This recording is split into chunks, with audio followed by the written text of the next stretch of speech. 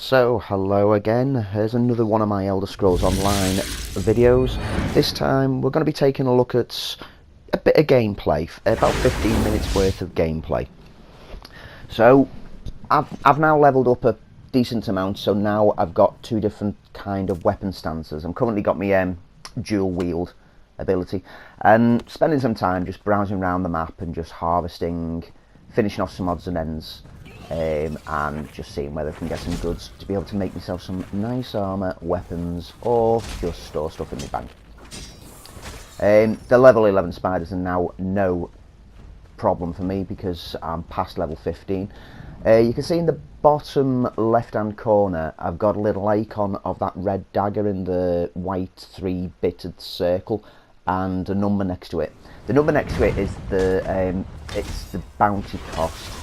Basically, I've been doing some criminal acts. I can't remember at this point whether it was I was going around killing people for no reason at all, pickpocketing and got caught, or just went looting loads of goods from houses. I think it might have been the final option, looting lots of things from houses. The number is how much money I have to spend to clear my criminal record.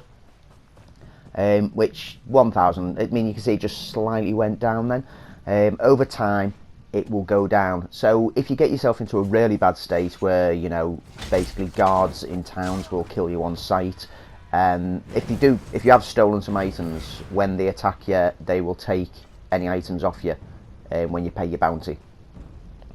But if you get yourself in a really bad state and it's like, oh, it's going to cost too much, I don't want to use all that money, that's fine, just go round and do what I'm doing here and wander about, let it drop down a bit. Your wanted level will drop from being at a stage where they will kill you on sight to where they'll just stop you and ask you for to pay off, which you can run away if you want to. You get a trophy if you keep running away. But it's an extra element to the game so that you're not necessarily going to play a good guy. You can see as I'm going through my inventory, some of them had little red icons next to them, which meant that they were stolen items. So yeah, there you go, there's some there. Stolen items, you can, if it's a recipe or an ingredient, you can use it, and that's it. It's eradicated the fact that you've got a stolen item.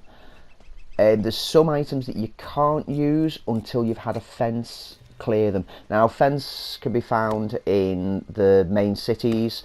There'll be like a underground lair or something where you can go around and you can sell any stolen items that you've got, or you can use a fence to clear the stolen property of them, so that you can then utilise it at a later date. Why would you want to go around stealing things? Well, because a lot of things in the game, a lot of recipes, particularly for cooking skills and stuff like that, you will not find dropped that often, but you'll often find them stuffed in someone's cabinet. You can also get yourself some nice gear if you go around looting pretty much everything that's on a rack. But a lot of it is junk, but you know it's a gamble. So you take your chances. A lot of things you can, like wardrobes and stuff, which have like, you know, a chance of stealing from. You can look in them before you decide to steal. But if it's a locked casket, well, as soon as you start opening that casket, that's it, you're wanted. You can steal stuff without getting caught. Just make sure you're in a room that no one can see you. Useful. Obviously, if you've been into a room and took something from a cabinet and no NPCs were around to spot you, then no one's going to know that you've stolen this item. Do what you want with it. You'll still need to clear its grading on it. It'll still show up as stolen. Right, lockpicking again. As you can see, getting quite adept at it now. Just pushing that lockpick in, waiting until it wobbles, and there, snapped a lockpick. Yeah, this is why you have to keep picking up lockpicks and getting new lockpicks, is because if you keep making slight mistakes, over time your lockpicks will degrade and then just crumble and snap. So you need to make sure that you've always got like a backup supply of lockpicks. At the moment, I'm wandering around the game map to like find not only materials but also to uncover elements that are not seen. Because on the game map there'll be lots of targets and icons that are in black, and loads which are in white. The white ones are cleared sections, you know, zones that you've done all the missions on, layers that you've explored, etc, etc. But anything in black you've not actually completed stuff on. So I take a lot of time to literally go around any of the map that hasn't got any icons on it, just to make sure that there's not any quests or anything that I've accidentally bypassed and missed. You can see I've got my bow out now. Like I said, at level 15 you get the ability to slot a backup set of weapons, so I can switch from long range to short range at will just by pressing the left button on the control pad. From a distance, you know, firing arrows at scamps it's a pastime. Jute, which is used for making clothes, so go gathering some of that. And there's quite a lot of materials around this area, so it was quite a good bit of hunting that I did around this zone. Take some more scamps out. Now in the distance, as I'm wandering around, I'm occasionally hearing like the rumble or crackle of thunder. That usually signifies that nearby there's a portal with chains which have ripped through from the other realm, and it gives like a little open mission for you to close off the portal. They're known as Daedric dolmens, the areas where these chains will rip into, and there's an icon that shows up on the map once you get close to that zone, which is like a swirling little portal thing. And the chains are the dark anchors, which are trying to bind the two worlds together and bring all the evil into the planes of existence, etc, etc. Anyone who's played MMOs such as Rift will recognise this kind of feature, because these dark chains rip through after small little rituals and can then be closed, and then if you wait around they'll open again soon. Just like on Rift, the rifts open up and bring loads of like rift spawn through. Similar kind of idea. And when one's open, if you go and attack it, everyone who attacks it, who manages to break all the chains and makes the portal close, can then access the chests to get some goodies at the end.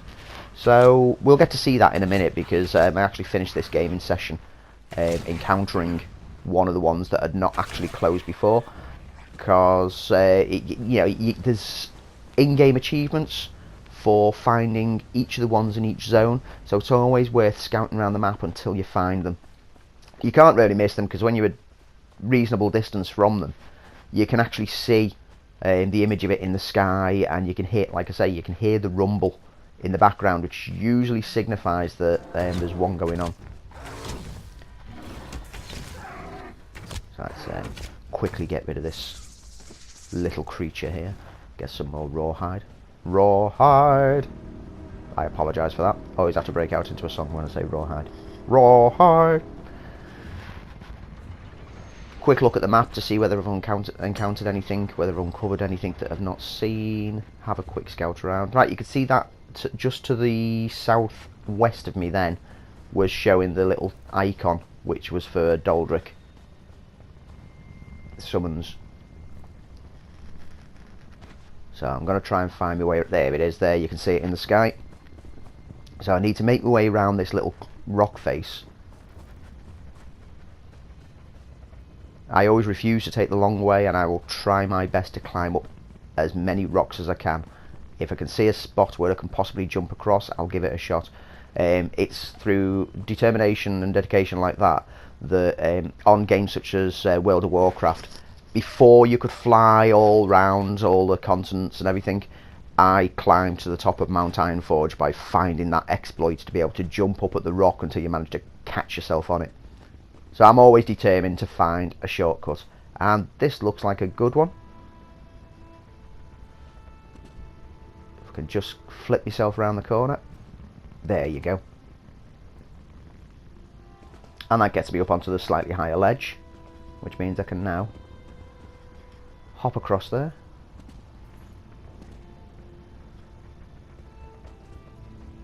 And get distracted by some maple. Yeah, I do have a tendency to get distracted by raw materials. I fill my bank slots up in no time. So you can see as we're getting close, you can see more detail on it. The portal in the sky, like swirling energies, and the chains which are coming down from it into a fixed point.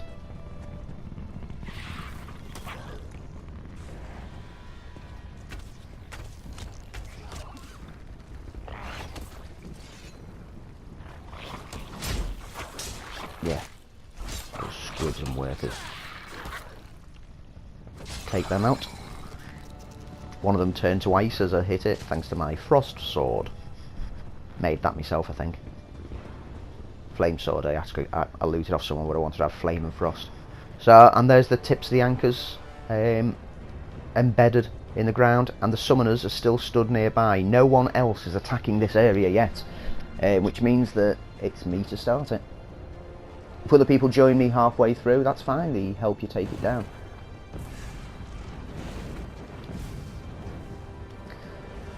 So I reckon I can take these out. So I'll drop me big major flame attack. I love that attack, it's just a swirling energy vortex of fire. Once the summoners are all down, all the spawn from within the portal will start to drop down to try and defend it. This is where things can get a bit tricky.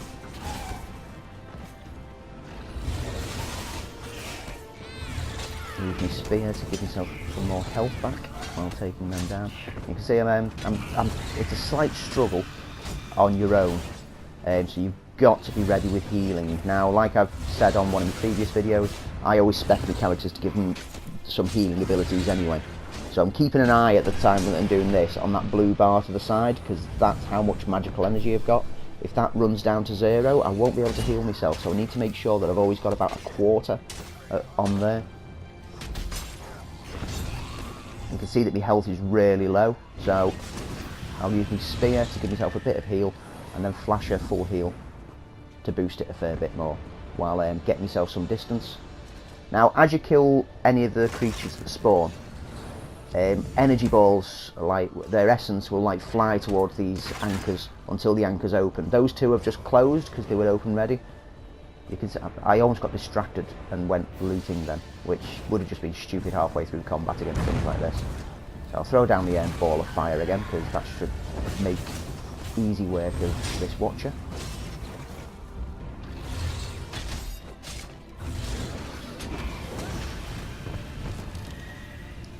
So you can see that ball of energy just went to the one in the distance. I'll quickly close this one. Take out this guy.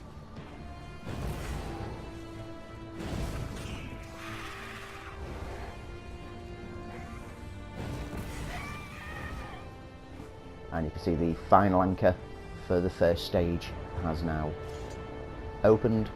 Close that one. When that drops in, we'll get a message from above. Minions, destroy them.